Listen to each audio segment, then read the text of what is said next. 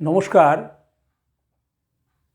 উত্তরপ্রদেশের যে প্রয়াগরাজ, সেই প্রয়াগরাজে যে ত্রিবেণী সঙ্গম, গঙ্গা যমুনা সরস্বতীর যে মিলন ক্ষেত্র, সেখানে 144 বছর পর মহাকুম্ভ হচ্ছে। সেই মহাকুম্ভে কোটি কোটি মানুষ স্নান করছেন, তাদের যে আস্থা, তাদের যে বিশ্বাস, তার প্রকাশ ঘটাচ্ছেন। তো এটা দেখে আমাদের দেশের কিছু মানুষ, তাদের আর সহ্য হচ্ছে না, একটা বিরোধিতা করতে হবে, তাই তারা বিরোধিতা করছে। কিন্তু তারা ভুলে যাচ্ছেন যে বিরোধিতা করতে গিয়ে ওই মাথার উপরে দাঁড়িয়ে থুতু ফেললে সে থুতুটা নিজের গায়েই পড়ে। একটা রাজনৈতিক দলের সে বিরোধী হতেই পারে, তার প্রশাসন নিয়ে ত্রুটি বিচ্যুতি নিয়ে আলোচনা করতেই পারে, কিন্তু আমাদের রক্তের মধ্যে যেটা আছে, যেটা আমাদের সংস্কৃতি, যেটা আমাদের মাটির মধ্যে প্রথিত, তাকে আমরা আক্রমণ করতে যাচ্ছি কেন? তারা ভালো করেই জানে যেগুলো যা বলছি তার নিজেরাও জানে যেগুলো ঠিক বলছি না, কিন্তু তারা বলতে বাধ্য হচ্ছেন এই কারণেই যে একটা রাজনৈতিক দলের প্রতি অন্ধবিশ্বাস, আর একটা হচ্ছে কিছু সংখ্যালঘু ভোট পাওয়া যাবে এর বিরোধিতা করলে। এটাই হচ্ছে মুখ্য কারণ। এবার আসি, আমাদের পশ্চিমবঙ্গের একজন কমিউনিস্ট নেতা আছেন, তিনি একজন লয়ার, ভট্টাচার্য বাবু। তিনি কিছুদিন আগে কুম্ভ নিয়ে একটা মন্তব্য করে দিলেন, অন্ধ কুসংস্কারের পিছনে কোটি কোটি টাকা নষ্ট হচ্ছে ইত্যাদি। তো এরা ধর্মের নাম শুনলেই এদের একটা অ্যালার্জি। যদিও কখনোই এরা কিন্তু কোনো অন্য ধর্ম নিয়ে কোনো কথা বলার দুঃসাহস দেখাতে পারে না, শুধু হিন্দু ধর্ম নিয়েই বলে। হিন্দু ধর্ম একটা কুসংস্কারাচ্ছন্ন ধর্ম, অন্ধবিশ্বাস। সেই কমিউনিস্ট পার্টি নেতা বিশ্বাস করেন, তাদের যে গুরুদেব কার্ল মার্কস বলেছিলেন যে religion is the opium of the people. আপিং খাই, ধর্ম হচ্ছে ভারতবর্ষের নাকি আপিং। তো তারা বলবে এই কারণেই যে তাদের যে আদর্শবাদের যে মূল এদেশের মাটি থেকে নেই। তারা বেদ, উপনিষদ, রামায়ণ, মহাভারত, শঙ্করাচার্য, ছত্রপতি শিবাজি, নেতাজি সুভাষচন্দ্র বসু, রবীন্দ্রনাথ, বিবেকানন্দ, রামকৃষ্ণ, এদের এরা ধারক এবং বাহক নয়। তাই এদের কাছ থেকে এরা কোনো রকম আদর্শর প্রেরণা নেয় না। ভারতবর্ষে এত চিন্তা ভাবনা আছে, এত পণ্ডিত লোক আছে, জ্ঞানী লোক আছেন, তাদের কারো কাছ থেকে এদের আদর্শবাদের প্রেরণার উৎস খুঁজে পাওয়া যায় না। তারা ধার নিলেন সেই কার্ল মার্কসের কাছ থেকে, ইউরোপের কাছ থেকে, রাশিয়া চীনের কাছ থেকে, নিতেই পারেন। কিন্তু প্রশ্ন হচ্ছে, আপনি এই বিজেপি দলটাকে একদিন বলেছিলেন যে কোনো সভ্যভব্য মানুষ, শিক্ষিত মানুষ, যুক্তিবাদী মানুষ এই দলটি করতে পারে না।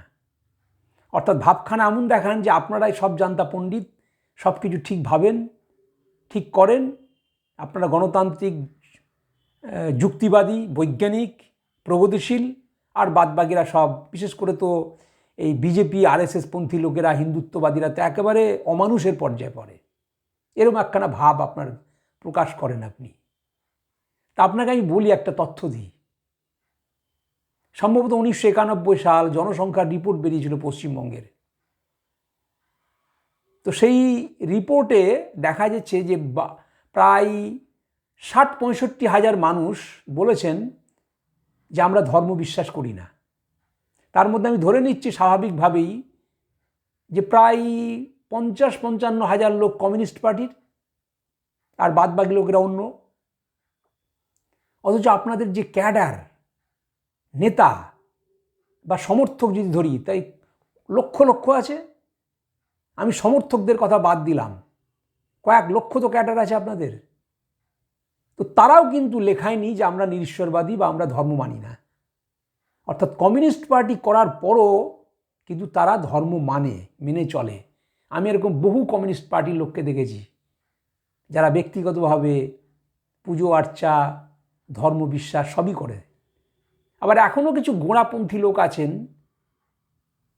যারা কমিউনিস্ট পার্টি করেন, বলে যে কমিউনিস্ট পার্টি হচ্ছে বৈজ্ঞানিক, গণতান্ত্রিক, সবচেয়ে প্রগতিশীল। কার্ল মার্কসের সেই চিন্তাধারায় তারা এখনও বিশ্বাসী, অথচ তারা ধর্ম মানে না, ঈশ্বর মানে না।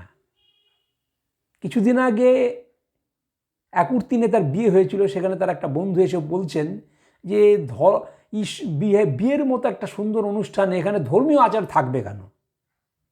অর্থাৎ তারা ধর্মের নাম শুনলেই তাদের অ্যালার্জি, সব কিছুতে যেন ধর্মই যত আমাদের অধঃপতনের মূল কারণ, অতএব ধর্মকে বাদ দাও, এই তাদের বিশ্বাস। এখনও বহু কমিউনিস্ট পার্টি আছে, নেতা আছেন যারা বাবা মা মারালে মাথা ন্যাড়া করে না, কোনো ধর্মীয় অনুষ্ঠান মানতে চান না। তো আমি বলতে চাই যে আপনাদের পার্টির বয়স তো 100 বছর হয়ে গেল। 100 বছর ধরে আপনারা ঈশ্বর বিরোধিতা করেছেন, নিরীশ্বরবাদিতার প্রচার করেছেন, ধর্মহীনতার প্রচার করেছেন, করে কি করতে পেরেছেন? অন্য লোক তো দূরের কথা, আপনার নিজের কমিউনিস্ট পার্টির লোকদেরকেই তো আপনারা ঈশ্বর বিরোধী করে তুলতে পারেননি, তাহলে অন্যদেরকে বলছেন কেন? আগে নিজের পার্টির লোকেদেরকে ঈশ্বর বিরোধী, ধর্মবিরোধী করে দেখান।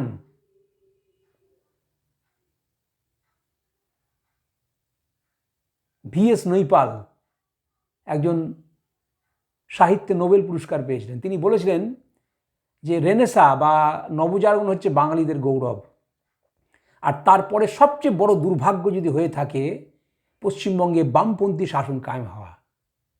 তাই 100 বছর ধরে আপনারা ধর্মের বিরোধিতা করেছেন, করে ভারতবর্ষের মানুষের মন থেকে ধর্ম বিরোধিতা করতে পারেননি।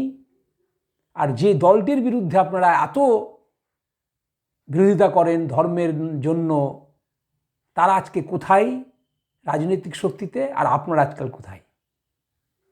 তা আপনাদেরকে আত্মসমীক্ষায় বসতে হবে যে ভারতবর্ষের বুকে এখনও কি আপনারা ধর্মবিরোধিতা করে যাবেন?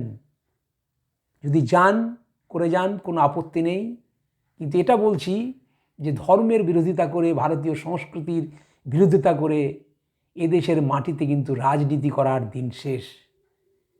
তাই ভট্টাচার্য মশাই, আপনারা এই যে প্রয়াগে যে কোটি কোটি মানুষের সমাবেশ, প্রায় 60 কোটি মানুষ যে ডুব দিয়েছে, সেটা দেখে আপনার গাত্রদাহ হচ্ছে, জ্বালা হচ্ছে, হিংসা হচ্ছে। আর যখন মানুষ কোনো একটা বিরোধিতা করতে গিয়ে সেটাকে পারে না, তার হিংসা জ্বালাটা আরও বেড়ে যায়। তাই এই হিংসার বহিঃপ্রকাশ আপনার এটা হয়েছে।